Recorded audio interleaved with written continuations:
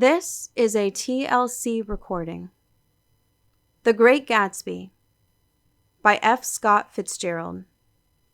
Chapter 7.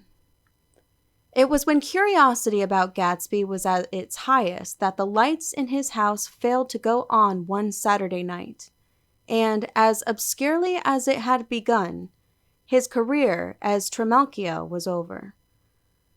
Only gradually did I become aware that the automobiles which turned expectantly into his drive stayed for just a minute and then drove sulkily away. Wondering if he were sick, I went over to find out. An unfamiliar butler with a villainous face squinted at me suspiciously from the door. "Is Mr. Gatsby sick?" "Nope." After a pause, he added, "Sir," in a dilatory, grudging way. I hadn't seen him around, and I was rather worried. "Tell him Mr. Carroway came over." "Who?" he demanded rudely. "Carroway." "Carroway. All right, I'll tell him." Abruptly, he slammed the door. My Finn informed me that Gatsby had dismissed every servant in his house a week ago and replaced them with a half a dozen others who never went into West Egg Village to be bribed by the tradesmen, but ordered moderate supplies over the telephone. The grocery boy reported that the kitchen looked like a pigsty, and the general opinion in the village was that the new people weren't servants at all. Next day, Gatsby called me on the phone. "Going away?" I inquired. "No, old sport." "I hear you fired all your servants." "I wanted somebody who wouldn't gossip. Daisy comes over quite often, in the afternoons." So the whole caravansary had fallen in like a card house at the disapproval in her eyes. "There's some people Wolfsheim wanted to do something for. They're all brothers and sisters. They used to run a small hotel." "I see." He was calling up at Daisy's request. Would I come to lunch at her house tomorrow? Miss Baker would be there. Half an hour later, Daisy herself telephoned and seemed relieved to find that I was coming. Something was up, and yet I couldn't believe that they would choose this occasion for a scene, especially for the rather harrowing scene that Gatsby had outlined in the garden. The next day was broiling. Almost the last, certainly the warmest of the summer. As my train emerged from the tunnel into sunlight, only the hot whistles of the National Biscuit Company broke the simmering hush at noon. The straw seats of the car hovered on the edge of combustion.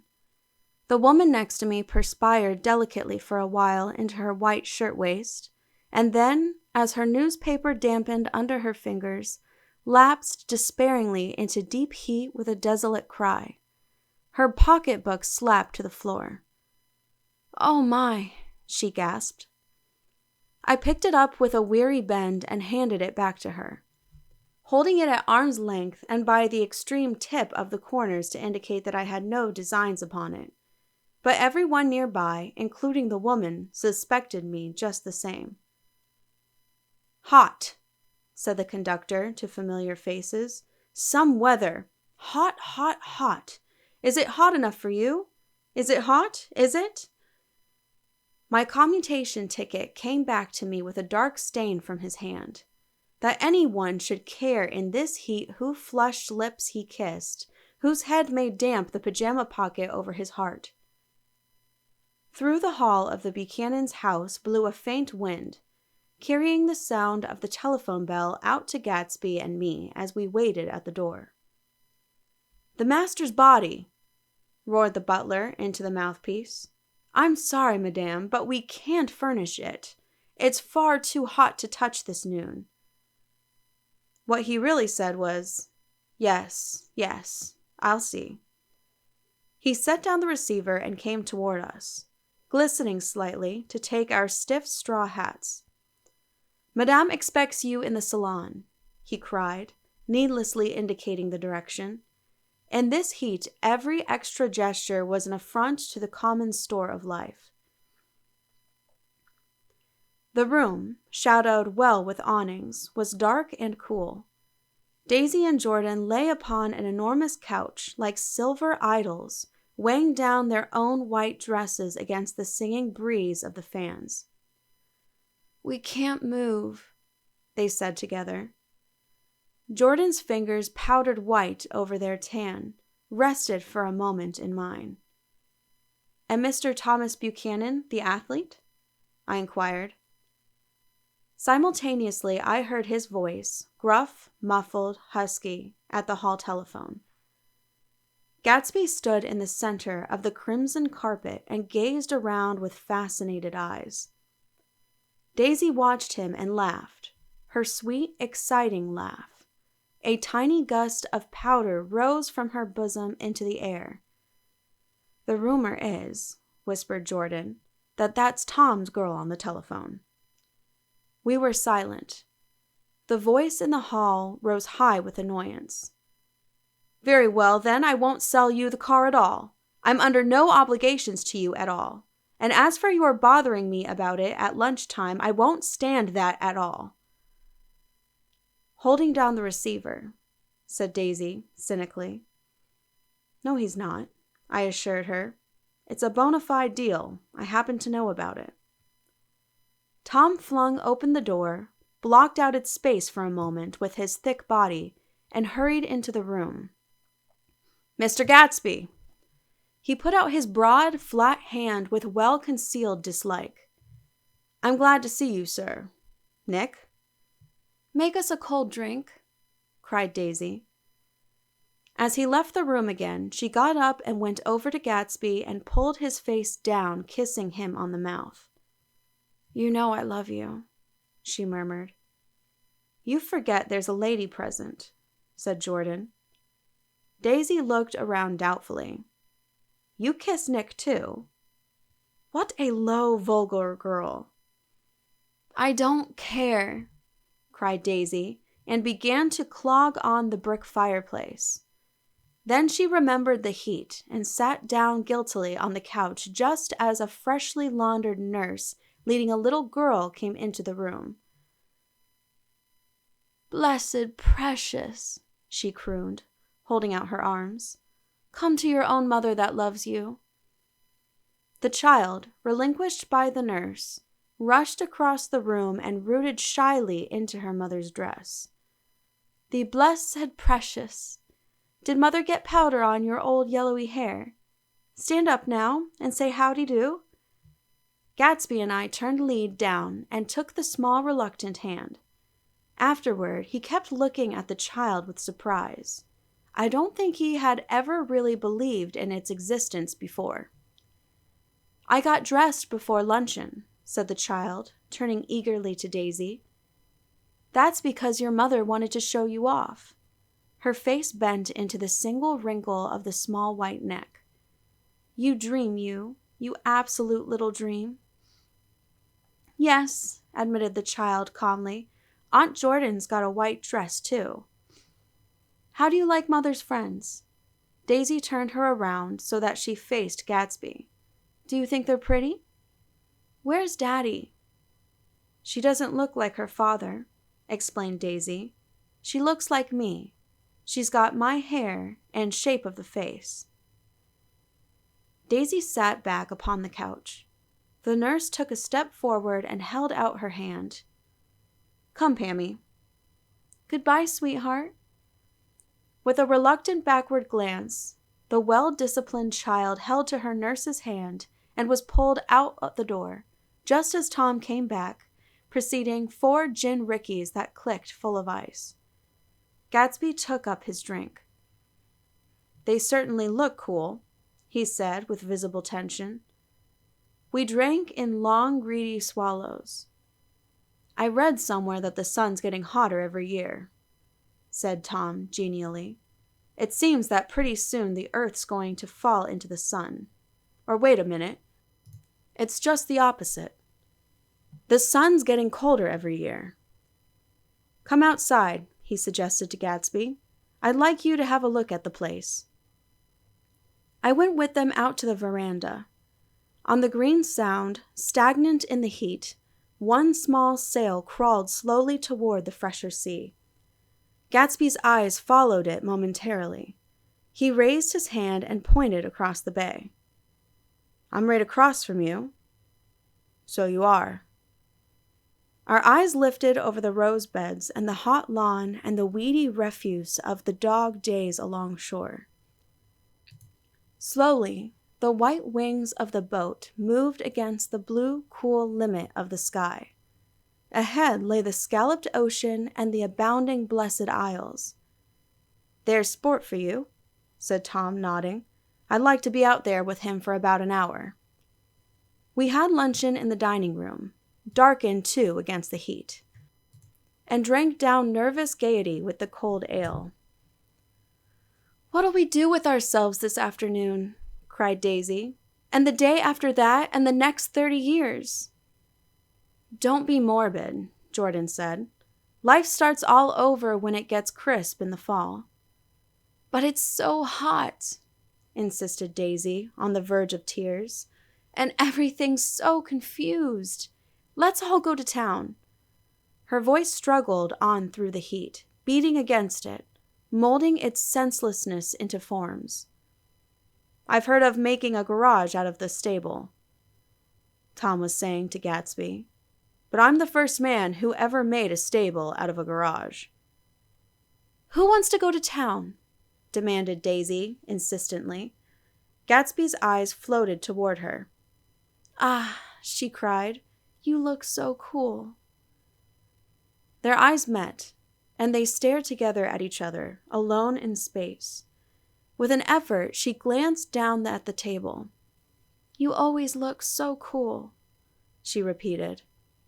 She had told him that she loved him, and Tom Buchanan saw. He was astounded.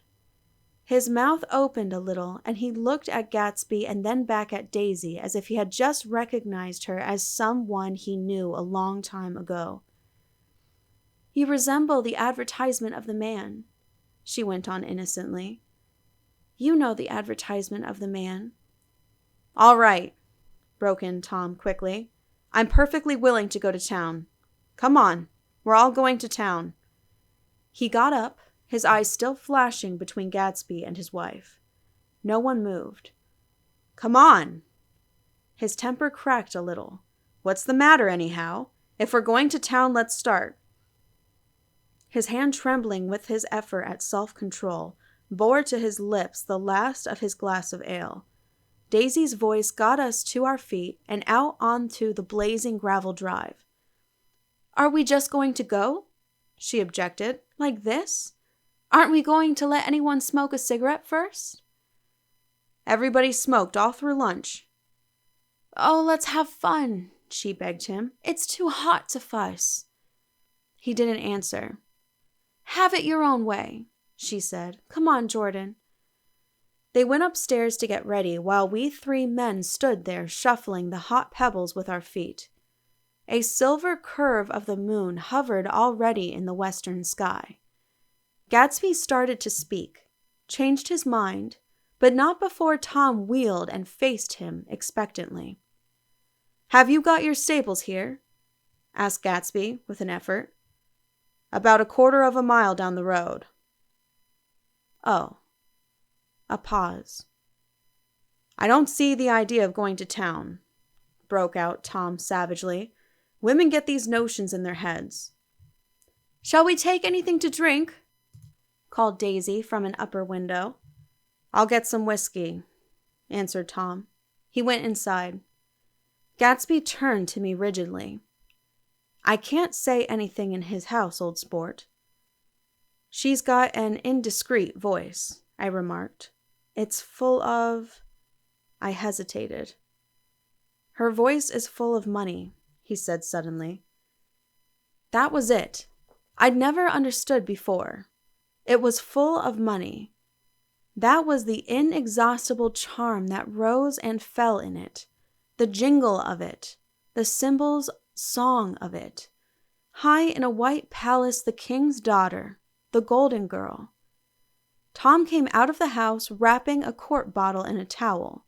followed by Daisy and Jordan wearing small, tight hats of metallic cloth and carrying light capes over their arms.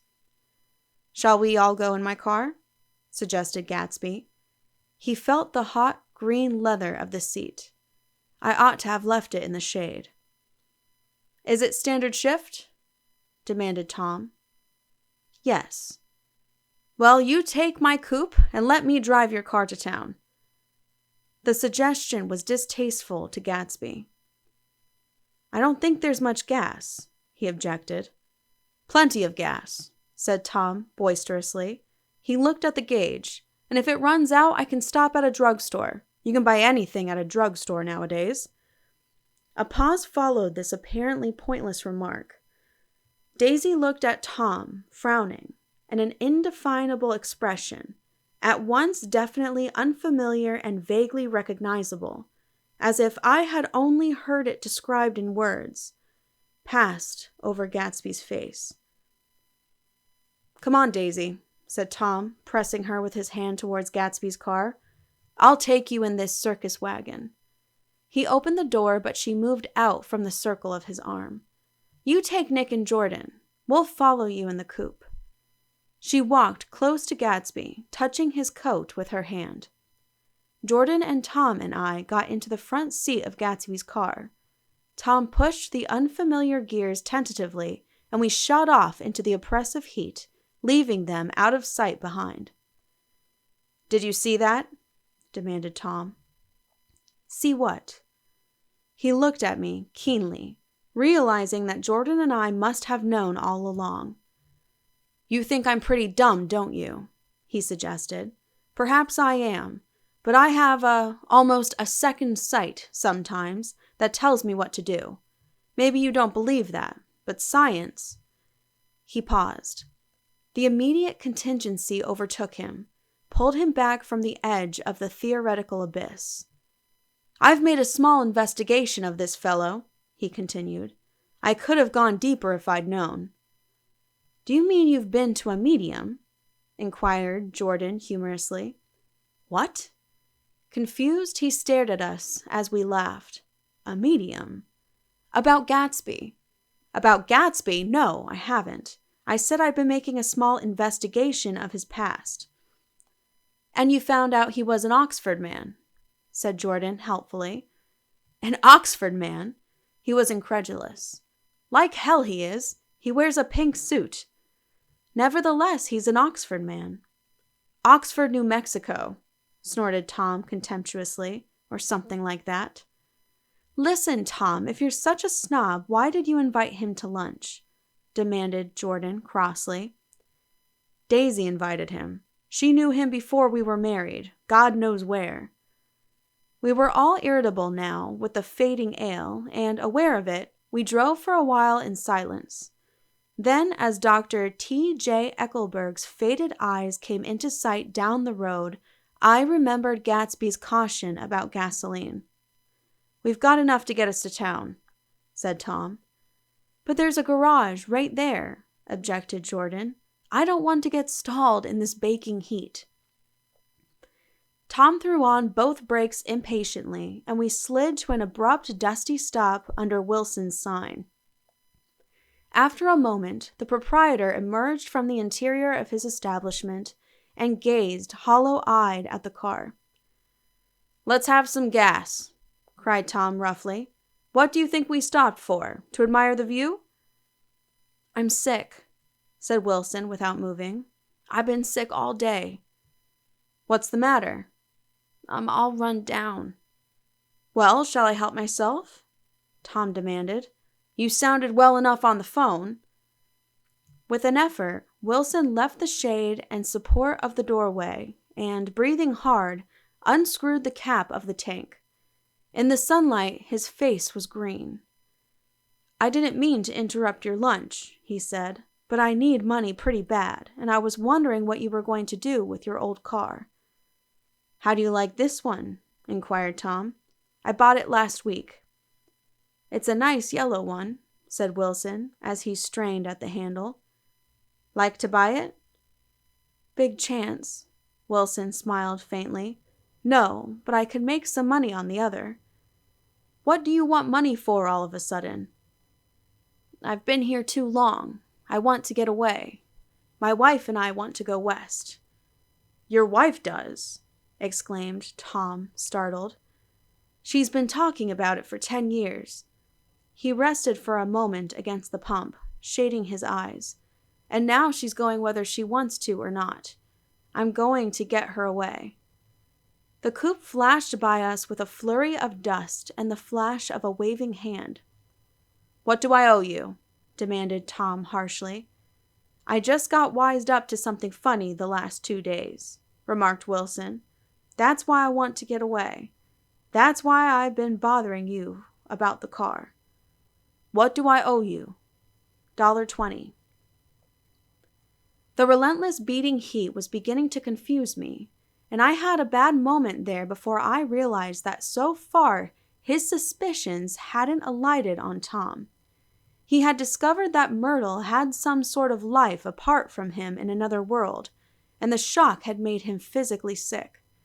I stared at him, and then at Tom, who had made a parallel discovery less than an hour before, and it occurred to me that there was no difference between men, in intelligence or race, so profound as the difference between the sick and the well. Wilson was so sick that he looked guilty, unforgivably guilty, as if he had just got some poor girl with child. I'll let you have that car, said Tom. I'll send it over tomorrow afternoon. That locality was always vaguely disquieting, even in the broad glare of afternoon, and now I turned my head as though I had been warned of something behind. Over the ash heaps, the giant eyes of Dr. T.J. Eckelberg kept their vigil, but I perceived after a moment that other eyes were regarding us with peculiar intensity from less than 20 feet away. In one of the windows over the garage, the curtains had been moved aside a little, and Myrtle Wilson was peering down at the car. So engrossed was she that she had no consciousness of being observed, and one emotion after another crept into her face like objects into a slowly developing picture. Her expression was curiously familiar. It was an expression that I had often seen on women's faces, but on Myrtle Wilson's face it seemed purposeless and inexplicable until I realized that her eyes, wide with jealous terror, were fixed not on Tom, but on Jordan Baker, whom she took to be his wife. There is no confusion like the confusion of a simple mind, and as we drove away, Tom was feeling the hot whips of panic. His wife and his mistress, until an hour ago secure and inviolate, were slipping precipitately from his control. Instinct made him step on the accelerator with the double purpose of overtaking Daisy and leaving Wilson behind, and we sped along toward Astoria at 50 miles an hour until, among the spidery girders of the elevated, we came in sight of the easy-going blue coupe. Those big movies around 50th Street are cool, suggested Jordan. I love New York on summer afternoons when everyone's away. There's something very sensuous about it, overripe, as if all sorts of funny fruits were going to fall on into your hands. The word sensuous had the effect of further disquieting Tom, but before he could invent a protest, the coupe came to a stop, and Daisy signaled us to draw up alongside. Where are we going? She cried. How about the movies? It's so hot, she complained. You go. We'll ride around and meet you after. With an effort, her wit rose faintly. We'll meet you on some corner. I'll be the man smoking 2 cigarettes. We can't argue about it here, Tom said impatiently, as a truck gave out a cursing whistle behind us. You follow me to the south side of Central Park, in front of the Plaza. Several times he turned his head and looked back for their car, and if the traffic delayed them, he slowed up until they came into sight. I think he was afraid they would dart down a side street and out of his life forever. But they didn't, and we all took the less explicable step of engaging the parlor of a suite in the Plaza Hotel. The prolonged, tumultuous argument that ended by herding us into that room eludes me, though I have a sharp physical memory that, in the course of it, my underwear kept climbing like a damp snake around my legs, and intermittent beads of sweat raced cool across my back. The notion originated with Daisy's suggestion that we hire 5 bathrooms and take cold baths, and then assumed more tangible form as a place to have a mint julep. Each of us said over and over that it was a crazy idea. We all talked at once to a baffled clerk and thought, or pretended to think, that we were being very funny. The room was large and stifling, and though it was already 4 o'clock, opening the windows admitted only a gust of hot shrubbery from the park. Daisy went to the mirror and stood with her back to us, fixing her hair. "It's a swell suite," whispered Jordan respectfully, and everyone laughed. "Open another window," commanded Daisy without turning around. "There aren't any more." "Well, I'd better telephone for an axe." "The thing to do is to forget about the heat," said Tom impatiently. "You make it 10 times worse by crabbing about it." He unrolled the bottle of whiskey from the towel and put it on the table. "Why not let her alone, old sport?" remarked Gatsby. "You're the one that wanted to come to town." There was a moment of silence. The telephone book slipped from its nail and splashed to the floor, whereupon Jordan whispered, "Excuse me," but this time no one laughed. "I'll pick it up," I offered. "I've got it." Gatsby examined the parted string, muttered in an interested way, and tossed the book on a chair. "That's a great expression of yours, isn't it?" said Tom sharply. "What is?" "All this old sport business. Where do you pick that up?" "Now see here, Tom," said Daisy, turning around from the mirror. "If you're going to make personal remarks, I won't stay here a minute. Call up and order some ice for the mint julep." As Tom took up the receiver, the compressed heat exploded into sound, and we were listening to the pretentious chords of Mendelssohn's Wedding March from the ballroom below. "Imagine marrying anybody in this heat," cried Jordan dismally. "Still, I was married in the middle of June," Daisy remembered. "Louisville in June. Somebody fainted. Who was it fainted, Tom?" "Biloxi," he answered shortly. "A man named Biloxi. Blocks Biloxi, and he made boxes. That's a fact. And he was from Biloxi, Tennessee." "They carried him into my house," appended Jordan, "because we lived just 2 doors from the church, and he stayed 3 weeks until Daddy told him he had to get out. The day after he left, Daddy died." After a moment, she added as if she might have sounded irreverent, "There wasn't any connection." "I used to know a Bill Biloxi from Memphis," I remarked. "That was his cousin. I knew his whole family history before he left. He gave me an aluminum putter that I use today." The music had died down as the ceremony began, and now a long cheer floated in at the window, followed by intermittent cries of "Yeah!" and finally a burst of jazz as the dancing began. "We're getting old," said Daisy. "If we were young, we'd rise and dance." "Remember Biloxi," Jordan warned her. "Where do you know him from, Tom?" "Biloxi." He concentrated with an effort. "I didn't know him. He was a friend of Daisy's." "He was not," she denied. "I'd never seen him before. He came down in the private car." "Well, he said he knew you. He said he was raised in Louisville. Asa Bird brought him around at the last minute and asked if we had room for him." Jordan smiled. "He was probably bumming his way home. He told me he was president of your class at Yale." Tom and I looked at each other blankly. "Biloxi?" First place, we didn't have any president. Gatsby's foot beat a short, restless tattoo, and Tom eyed him suddenly. By the way, Mr. Gatsby, I understand you're an Oxford man. Not exactly. Oh yes, I understand you went to Oxford. Yes, I went there. A pause. Then Tom's voice, incredulous and insulting. You must have gone there about the time Biloxi went to New Haven. Another pause. A waiter knocked and came in with crushed mint and ice, but the silence was unbroken by his "thank you" and the soft closing of the door. This tremendous detail was to be cleared up at last.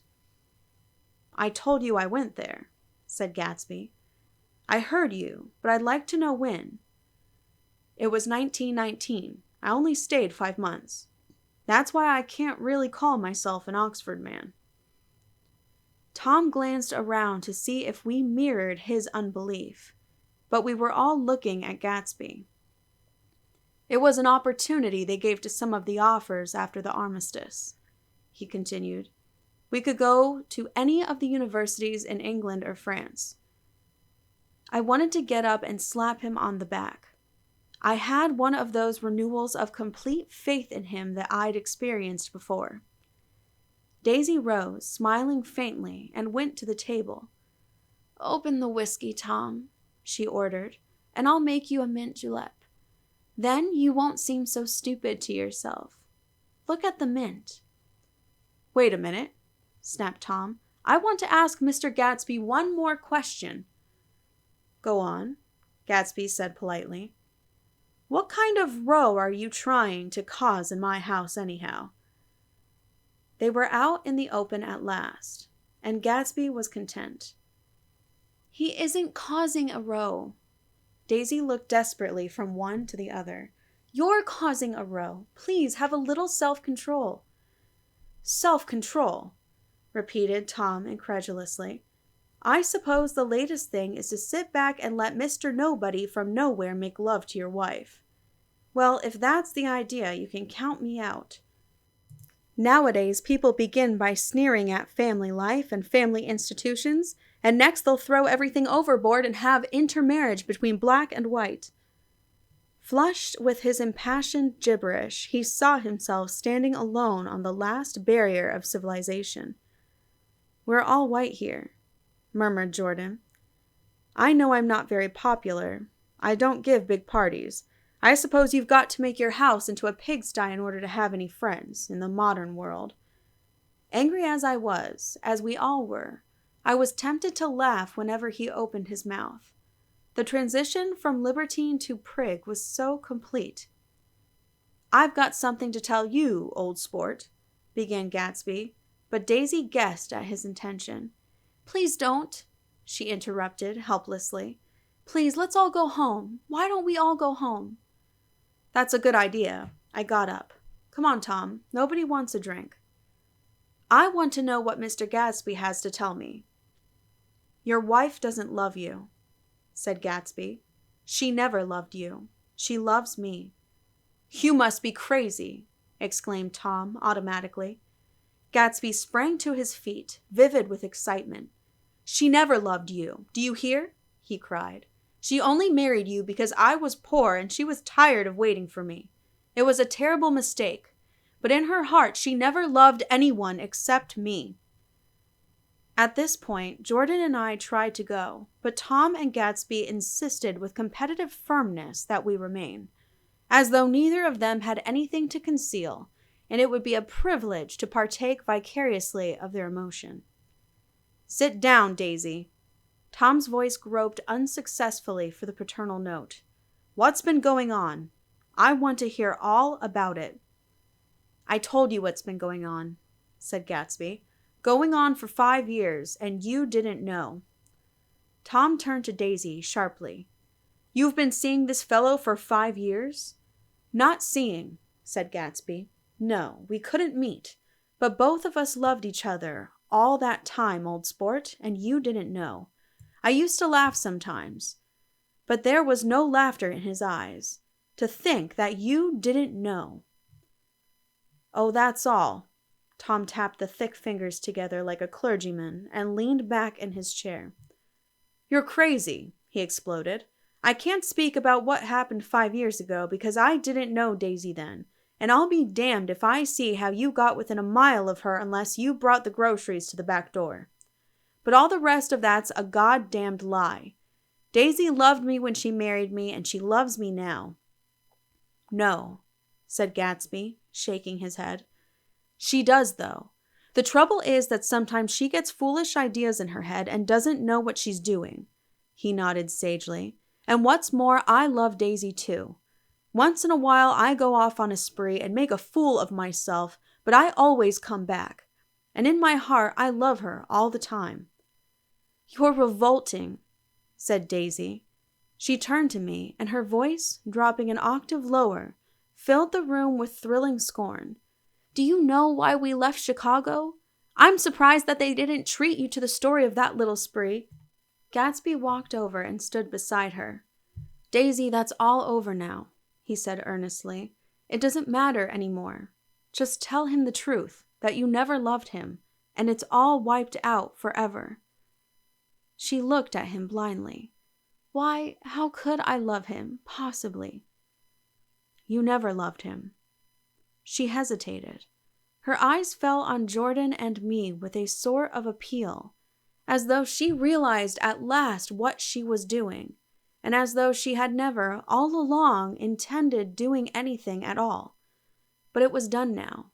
It was too late. "I never loved him," she said, with perceptible reluctance. "Not at Kapiolani?" demanded Tom suddenly. "No." From the ballroom beneath, muffled and suffocating chords were drifting up on hot waves of air. "Not that day I carried you down from the punch bowl to keep your shoes dry?" There was a husky tenderness in his tone. "Daisy?" "Please don't." Her voice was cold, but the rancor was gone from it. She looked at Gatsby. "There, Jay," she said, but her hand as she tried to light a cigarette was trembling. Suddenly, she threw the cigarette and the burning match on the carpet. "Oh, you want too much," she cried to Gatsby. "I love you now. Isn't that enough? I can't help what's past." She began to sob helplessly. "I did love him once, but I loved you too." Gatsby's eyes opened and closed. "You loved me too?" he repeated. "Even that's a lie," said Tom savagely. "She didn't know you were alive. Why, there are things between Daisy and me that you'll never know, things that neither of us can ever forget." The words seemed to bite physically into Gatsby. "I want to speak to Daisy alone," he insisted. "She's all excited now." "Even alone, I can't say I never loved Tom," she admitted in a pitiful voice. "It wouldn't be true." "Of course it wouldn't," agreed Tom. She turned to her husband. "As if it mattered to you," she said. "Of course it matters. I'm going to take better care of you from now on." "You don't understand," said Gatsby with a touch of panic. "You're not going to take care of her anymore." "I'm not?" Tom opened his eyes wide and laughed. He could afford to control himself now. "Why's that?" "Daisy's leaving you." "Nonsense." "I am, though," she said with a visible effort. "She's not leaving me." Tom's words suddenly leaned down over Gatsby. Certainly not for a common swindler who'd have to steal the ring he put on her finger. "I won't stand for this," cried Daisy. "Oh, please, let's get out." "Who are you, anyhow?" broke out Tom. "You're one of that bunch that hangs around with Meyer Wolfsheim. That much I happen to know. I've made a little investigation into your affairs, and I'll carry it further tomorrow." "You can suit yourself about that, old sport," said Gatsby steadily. "I found out what your drugstores were." He turned to us and spoke rapidly. "He and this Wolfsheim bought up a lot of side street drugstores here and in Chicago and sold grain alcohol over the counter. That's one of his little stunts. I picked him for a bootlegger the first time I saw him, and I wasn't far wrong. "What about it?" said Gatsby politely. "I guess your friend Walter Chase wasn't too proud to come in on it." "And you left him in the lurch, didn't you? You let him go to jail for a month over in New Jersey. God, you ought to hear Walter on the subject of you. He came to us dead broke. He was very glad to pick up some money, old sport." "Don't you call me old sport," cried Tom. Gatsby said nothing. "Walter could have you up on the betting laws too, but Wolfsheim scared him into shutting his mouth." That unfamiliar yet recognizable look was back again in Gatsby's face. "That drugstore business was just small change," continued Tom slowly, "but you've got something on now that Walter's afraid to tell me about." I glanced at Daisy, who was staring terrified between Gatsby and her husband, and at Jordan, who had begun to balance an invisible but absorbing object on the tip of her chin. Then I looked back to Gatsby, and was startled at his expression. He looked, and this is said in all contempt for the babbled slander of his garden, as if he had killed a man. For a moment the set of his face could be described in just that fantastic way. It passed, and he began to talk excitedly to Daisy, denying everything, defending his name against accusations that had not been made. But with every word she was drawing further and further into herself. So he gave that up, and only the dead dream fought on as the afternoon slipped away, trying to touch what was no longer tangible, struggling unhappily, undespairingly toward that lost voice across the room. The voice begged again to go. "Please, Tom, I can't stand this anymore." Her frightened eyes told that whatever intentions, whatever courage she had had, were definitely gone. "You two start on home, Daisy," said Tom, "in Mr. Gatsby's car." She looked at Tom, alarmed now, but he insisted with magnanimous scorn. "Go on. He won't annoy you. I think he realizes that his presumptuous little flirtation is over." They were gone without a word, snapped out, made accidental, isolated, like ghosts, even from our pity. After a moment, Tom got up and began wrapping the unopened bottle of whiskey in the towel. "Want any of this stuff? Jordan? Nick?" I didn't answer. "Nick?" he asked again. "What? Want any?" "No, I just remembered that today's my birthday." I was 30. Before me stretched the pretentious, menacing road of a new decade. It was 7 o'clock when we got into the coupe with him and started for Long Island. Tom talked incessantly, exulting and laughing, but his voice was as remote from Jordan and me as the foreign clamor on the sidewalk or the tumult of the elevated overhead. Human sympathy has its limits, and we were content to let all their tragic arguments fade with the city lights behind. 30. The promise of a decade of loneliness. A thinning list of single men to know, a thinning briefcase of enthusiasm, thinning hair.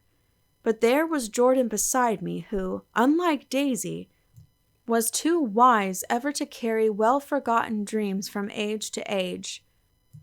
As we passed over the dark bridge, her wan face fell lazily against my coat's shoulder, and the formidable stroke of 30 died away with the reassuring pressure of her hand. So we drove on toward death through the cooling twilight. The young Greek, Michaelis, who ran the coffee joint beside the ash heaps, was the principal witness of the inquest. He had slept through the heat until after 5, when he strolled over to the garage and found George Wilson sick in his office.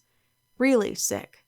Pale as his own pale hair and shaking all over. Michaelis advised him to go to bed, but Wilson refused, saying that he'd miss a lot of business if he did.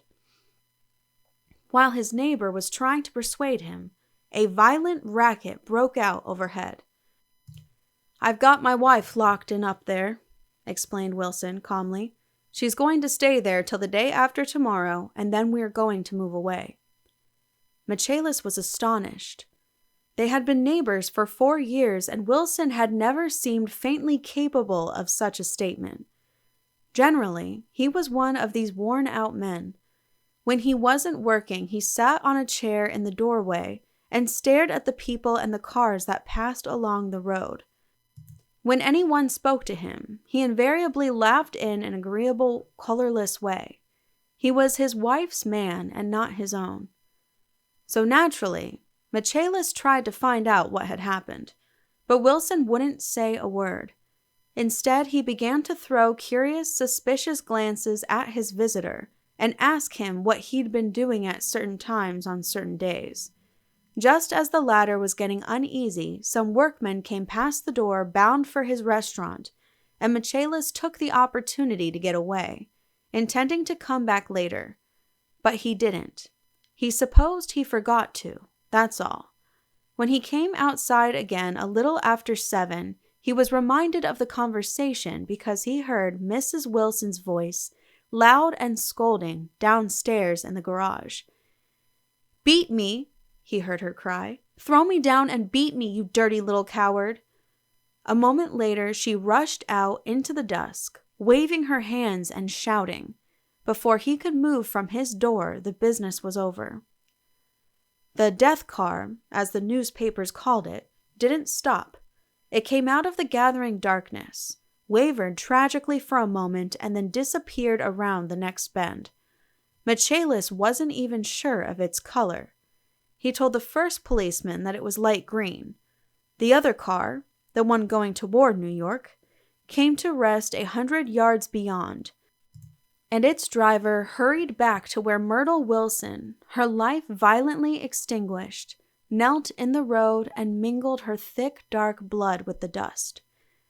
Michaelis and this man reached her first, but when they had torn open her shirtwaist, still damp with perspiration, they saw that her left breast was swinging loose like a flap, and there was no need to listen for the heart beneath. The mouth was wide open and ripped at the corners as though she had choked a little in giving up the tremendous vitality she had stored so long. We saw the 3 or 4 automobiles and the crowd when we were still some distance away. "Wreck," said Tom. "That's good. Wilson'll have a little business at last." He slowed down, but still without any intention of stopping until, as we came nearer, the hushed, intent faces of the people at the garage door made him automatically put on the brakes. "We'll take a look," he said doubtfully. "Just a look." I became aware now of a hollow, wailing sound which issued incessantly from the garage. A sound which, as we got out of the coupe and walked toward the door, resolved itself into the words, "Oh my God!" uttered over and over in a gasping moan. "There's some bad trouble here," said Tom excitedly. He reached up on tiptoes and peered over a circle of heads into the garage, which was lit only by a yellow light in a swinging wire basket overhead. Then he made a harsh sound in his throat and with a violent thrusting movement of his powerful arms pushed his way through. The circle closed up again with a running murmur of expostulation. It was a minute before I could see anything at all. The new arrivals disarranged the line, and Jordan and I were pushed suddenly inside.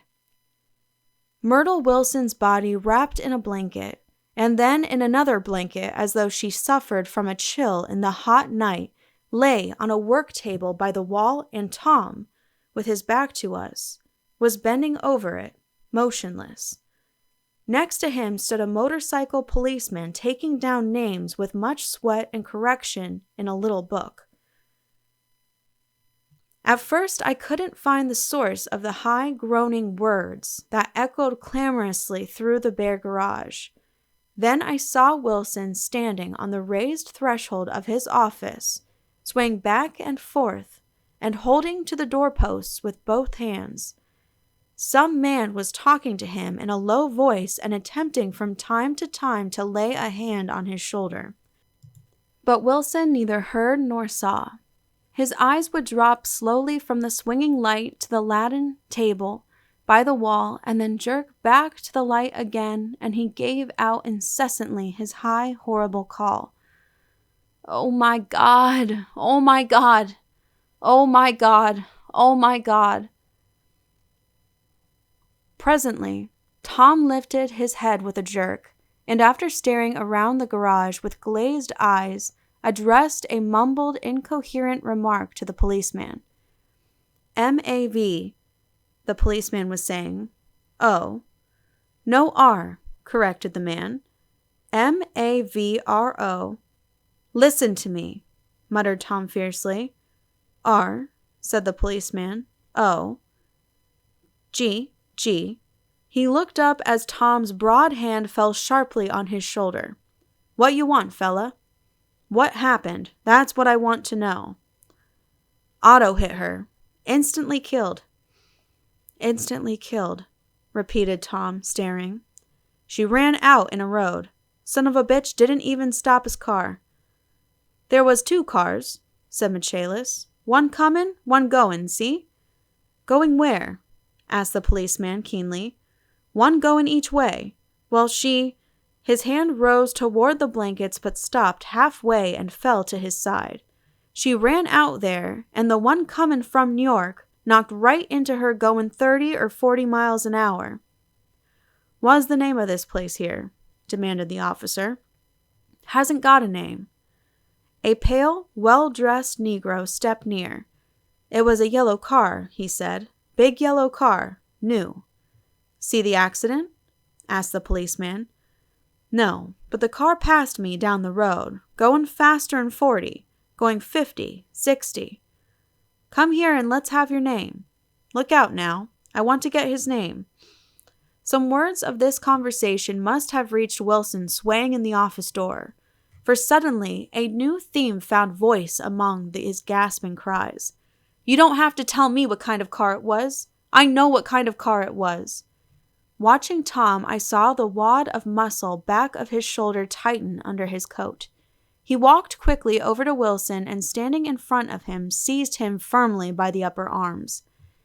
"You've got to pull yourself together," he said with soothing gruffness. Wilson's eyes fell upon Tom. He started up on his tiptoes, and then would have collapsed to his knees had not Tom held him upright. "Listen," said Tom, shaking him a little. "I just got here a minute ago, from New York. I was bringing you that coupe we've been talking about. The yellow car I was driving this afternoon wasn't mine, do you hear? I haven't seen it all afternoon."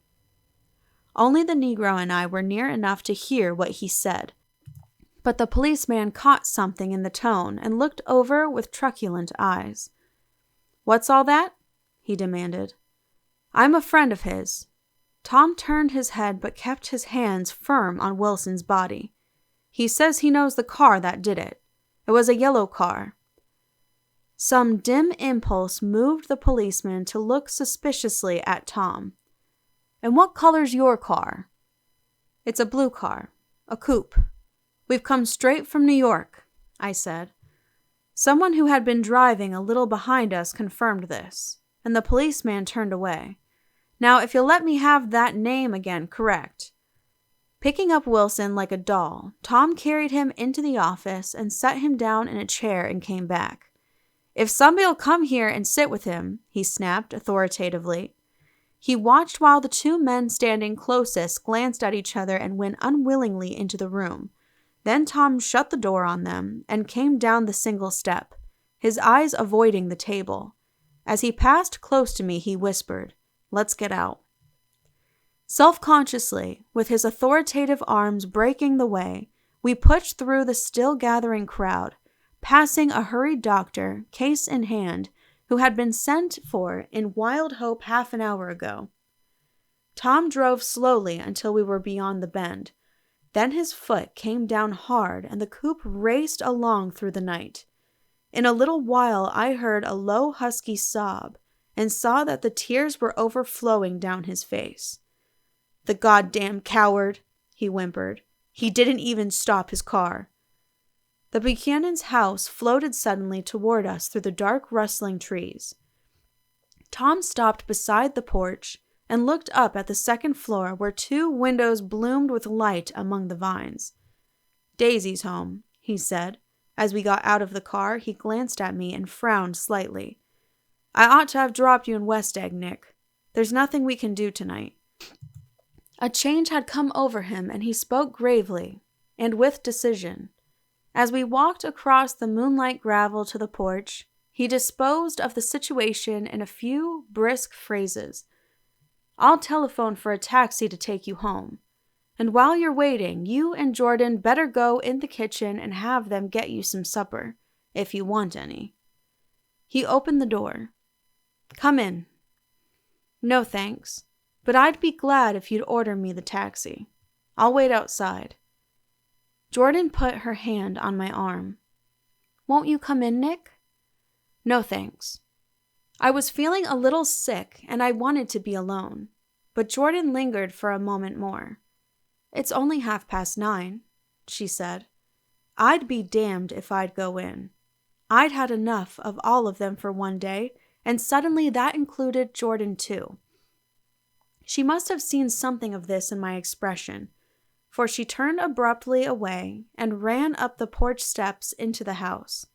I sat down for a few minutes with my head in my hands, until I heard the phone taken up inside and the butler's voice calling a taxi. Then I walked slowly down the drive away from the house, intending to wait by the gate. I hadn't gone 20 yards when I heard my name, and Gatsby stepped from between 2 bushes into the path. I must have felt pretty weird by that time because I could think of nothing except the luminosity of his pink suit under the moon. "What are you doing?" I inquired. "Just standing here, old sport." Somehow that seemed a despicable occupation. For all I knew, he was going to rob the house in a moment. I wouldn't have been surprised to see sinister faces, the faces of Wolfsheim's people, behind him in the dark shrubbery. "Did you see any trouble on the road?" he asked after a minute. "Yes." He hesitated. "Was she killed?" "Yes." "I thought so. I told Daisy I thought so. It's better that the shock should all come at once. She stood it pretty well." He spoke as if Daisy's reaction was the only thing that mattered. "I got to get to West Egg by a side road," he went on, "and left the car in my garage. I don't think anybody saw us, but of course I can't be sure." I disliked him so much by this time that I didn't find it necessary to tell him he was wrong. "Who was this woman?" he inquired. "Her name was Wilson. Her husband owns the garage. How the devil did it happen?" "Well, I tried to swing the wheel," he broke off, and suddenly I guessed at the truth. "Was Daisy driving?" "Yes," he said after a moment, "but of course I'll say I was. You see, when we left New York, she was very nervous, and she thought it would steady her to drive. And this woman rushed out at us just as we were passing a car coming the other way. It all happened in a minute, but it seemed to me that she wanted to speak to us, thought we were somebody she knew. Well, first Daisy turned away from the woman, toward the other car, and then she lost her nerve and turned back. The second my hand reached for the wheel, I felt the shock. It must have killed her instantly. It ripped her open." "Don't tell me, old sport," he winced. "Anyhow, Daisy stepped on it. I tried to make her stop, but she couldn't, so I pulled on the emergency brake. Then she fell over into my lap and I drove on." "She'll be all right tomorrow," he said presently.